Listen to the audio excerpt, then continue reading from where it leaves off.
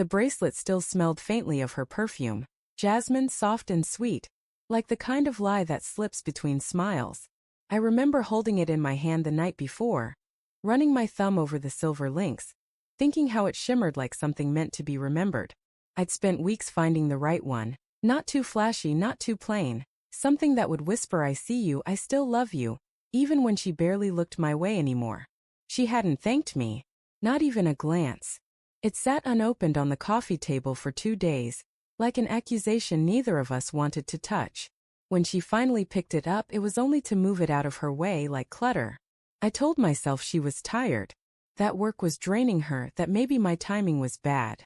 But when someone you love doesn't even pretend to care, the silence feels radioactive. That night, she said she was going to her sister's, girls' night, she called it, her tone light, her eyes already somewhere else. I kissed her cheek and tasted nothing. The next morning, she didn't come home. She texted at noon, stayed over. Don't wait up tonight either.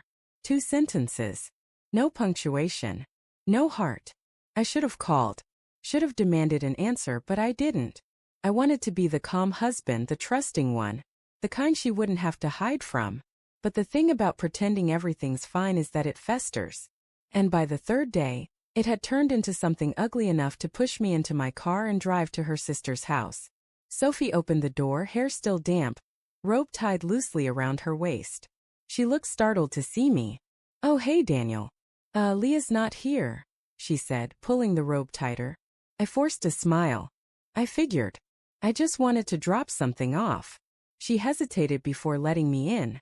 The air smelled like coffee and lavender candles, her scent, not Leah's. The two of them were opposites in everything. Leah, calculated elegance. Sophie, messy warmth.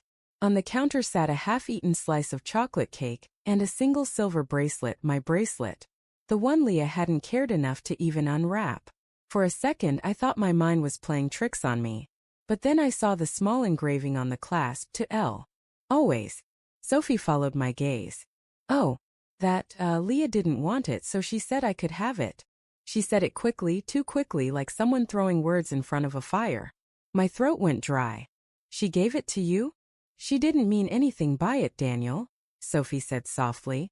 "You know how she is. She's..." I cut her off. "She didn't want the gift I gave her, but she made sure you wore it?" Sophie's eyes softened, pity, guilt, something worse. "It's not like that." But the tremor in her voice told me it was. The next week I tried to be normal. Tried to believe Sophie. Tried to believe anything that didn't end with betrayal. Leah was colder than ever. Polite. Distant, unreachable. We used to stay up late laughing about nothing. Now, she slept with her back to me. Her phone always face down on the nightstand. Every sound became a clue. Every text she smiled at, a knife. Then came her birthday. I didn't plan a big dinner, just a quiet evening. I bought her flowers, cooked her favorite pasta. Even played the song that used to make her cry. She thanked me, the word flat, mechanical. When I handed her a new gift, a simple gold necklace, she unwrapped it without emotion. Set it aside again. No smile. No warmth. Nothing. I waited for her to say something. She didn't. So I said it for her. "You could at least pretend." She looked up, startled. "Pretend what?" "That you still care. That this means something." She blinked, lips parting, then closing again. "You're reading too much into things, Daniel. I'm just tired. Tired. Always tired." That night she left early, saying she needed to check on Sophie. She'd been feeling down. I said nothing, just nodded. But the second the door closed, I felt the pull of something dark and inevitable. I followed her. Sophie's house sat at the edge of town, lights glowing warm against the rain. I parked a few houses away, the steering wheel slick in my grip. My heart beat so loud it drowned out the rain. She didn't knock when she arrived. She used a key. I waited. 10 minutes. 20. The light in the living room flicked off. Another came on upstairs. And then I saw them. Through the half-drawn curtain. Leah. Sophie. Their silhouettes moved close, too close. Sophie's hand touched her face, brushed her hair back. Leah leaned in, and the space between them dissolved. The kind of closeness that used to be mine. The world blurred for a moment. The rain turned into static against the windshield. My chest hollowed out. the air leaving in a broken sound that barely escaped my throat. It wasn't anger that came first. It was disbelief, pure childlike denial. This isn't real.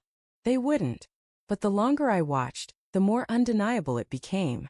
The way Leah's body curved toward Sophie's, the way Sophie's fingers trembled against her skin. Tender. Familiar. Intimate. I started laughing softly at first, then harder until it cracked something inside me. Because what else could I do? When Leah came home the next morning, she found the gold necklace neatly placed on her pillow. Next to it lay a small velvet box. Inside was the bracelet, the same one I'd taken from Sophie's counter. She froze when she saw it, eyes wide, color draining from her face. "Where did you get that?" she whispered. I didn't answer, just watched her realize what it meant. Her voice broke. "Daniel, please." But I cut her off, calm now, colder than she'd ever seen me. "Funny, isn't it? You ignored it when I gave it to you. But now that she's worn it, you finally care." Tears welled in her eyes. It wasn't supposed to happen like that. I smiled, a small broken thing. Betrayal never is. For a long moment we just stood there, the silence thick enough to choke on. Then I walked past her, out the door, into the rain that had started again, soft, steady, like the world was trying to wash something clean that never would be. I didn't look back. Not at the house. Not at her. Because some things once seen can't be unseen. And some gifts, no matter how beautiful, were never meant to be kept.